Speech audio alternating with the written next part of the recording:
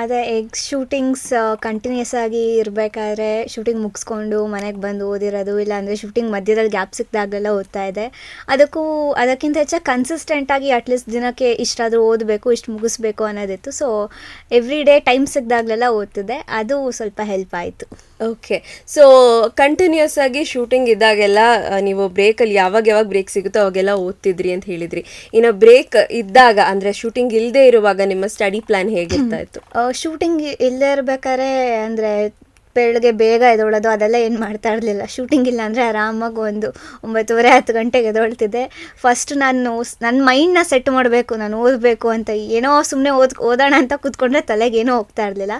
ನನಗೆ ಟೈಮ್ ತೊಗೊಂಡು ಆರಾಮಾಗಿ ತಿಂಡಿ ಅದು ಇದು ಎಲ್ಲ ಮಾಡಿಕೊಂಡು ಇವಾಗ ಓದಲೇಬೇಕು ಅಂತ ಟೈಮ್ ಸೆಟ್ ಮಾಡಿ ಕೂತ್ಕೊಂಡು ಒಂದ್ಸಲ ಕೂತಿದ ತಕ್ಷಣ ನಾನು ಹಾರ್ಸ್ ಆಗಲಿ ಇದಾಗಲಿ ಲೆಕ್ಕ ಇಟ್ಕೊಳ್ಳಲ್ಲ, ಇಷ್ಟು ಓದಬೇಕು ಅಂತ ಓದ್ತಾನೇ ಇರ್ತೀನಿ.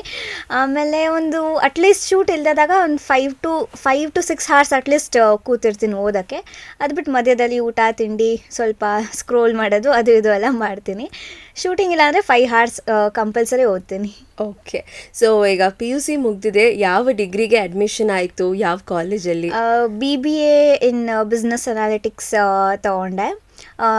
ನಾನು SSMRV PU ಕಾಲೇಜಲ್ಲೇ PU ಮಾಡಿದ್ದು. ಸೊ ಅದರದ್ದೇ ಡಿಗ್ರಿ ಕಾಲೇಜ್ ಇದೆ, ಅಲ್ಲೇ ಡಿಗ್ರಿಗೆ ಅಡ್ಮಿಷನ್ ಆಯಿತು.